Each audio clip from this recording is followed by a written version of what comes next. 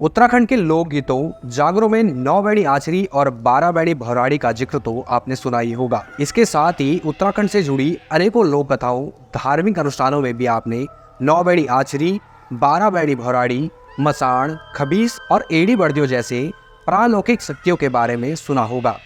गढ़वाली लोक कथाओं के नायक जीतू बगड़वाल और लाल सिंह कैथुरा पर आचरियां आसक्त हुई और उन्हें सशरीर हल ले गई थी। एक और धार्मिक अनुष्ठानों, धार्मिक आस्था के आधार पर इन प्रालौकिक शक्तियों को देवता की तरह पूजा या नचाया जाता है, तो दूसरी ओर इन्हें मौत का सौदागर भी माना जाता है। धार्मिक मान्यताओं के अनुसार ऐसे लोग जो किसी कारण अकाल मृत्यु का शिकार हो जाते हैं या मृत्यु के बाद किसी संस्कार से वंचित रह जाते हैं, तो उनकी आत्मा इसी लोक में भटकती रहती है और मुक्ति नहीं पा पाती है।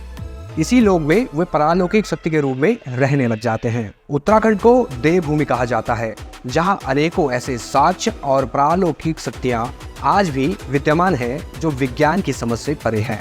लोगों ने इन परालौकिक शक्तियों को अपने अनुभवों और समझ के अनुसार विभिन्न नामों और वर्गों में विभाजित किया है, जिसके अनुसार ही इनके अनुष्ठान जैसे जागर, पूजय, रासा आदि किए जाते हैं। इन्हीं अनुभवों और अनुष्ठानों की प्रक्रिया के आधार पर 9 बैड़ी आचरियों के बारे में कहा जाता है कि जब भगवान श्री कृष्ण केदारनाथ यानी कि वर्तमान की गढ़वाल क्षेत्र में आए थे, तो उनके साथ गोपियां भी आई थी।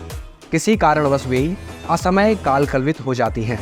जीतू बगड़वाल की लोक कथा में भी खैट पर्वत की आचरियों का वर्णन मिलता है, जो कि जीतू बगड़वाल की बांसुरी की मधुर धुन पर मोहित हो जाती हैं और उन्हें सशरीर हर ले जाती हैं। बांसुरी की धुन के प्रति आचरियों के आकर्षण के कारण भी इन्हें श्री कृष्ण की गोपियां कहा जाता है। इसके अतिरिक्त एक अन्य लोक कथा बेहद प्रचलित है। इस कथा के अनुसार चौंदाणा गांव में एक राजा हुआ करता था, जिसका नाम आशा रौत या आशा राउत हुआ करता था। उस राजा की 6 रानियां थी, फिर भी वह निसंतान था, जिसकी वजह से राजा काफी निराश रहा करता था। संतान की चाह में राजा थाद गांव की एक युवती देवा से 7वां विवाह करता है। अनेकों मन्नतों के बाद रानी देवा गर्भवती हो जाती है और एक दो नहीं बल्कि एक साथ 9 कन्याओं को जन्म देती है। राजा बहुत खुश हो जाता है और वह अपनी बेटियों का नाम कमला रौतेली, देवी रौतेली, आशा रौतेली, बास देवी रौतेली, सदई रौतेली, बिगुला रौतेली, बरदई रौतेली और गर्दुआ रौतेली रखता है।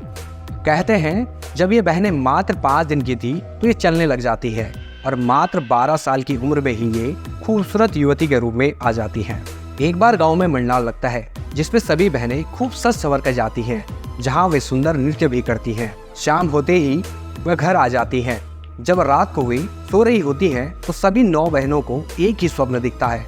वे स्वप्न में देखती हैं कि नागराज उनके साथ अटकलियां कर रहे हैं और उन्हें अपनी रानी बना देते हैं, जिसके कारण उनका कौमार्य विभंग हो जाता है। सुबह जब वे उठती है तो अपने धारे पर स्नान करने के लिए जाती है।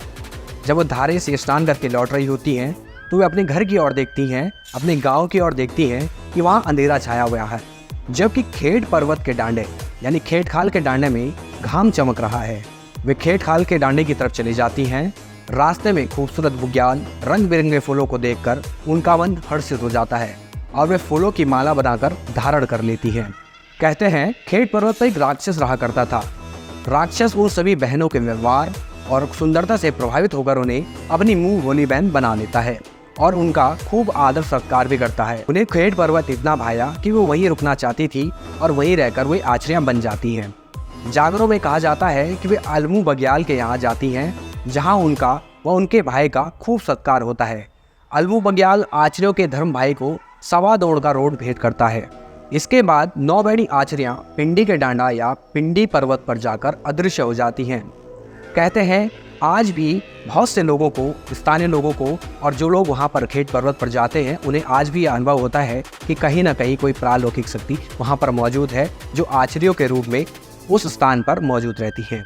आपको ये जानकारी कैसी लगी हमें कमेंट बॉक्स में जरूर बताएं और ऐसी ही जानकारी के लिए बने रहिए देवभूमि लाइव पर।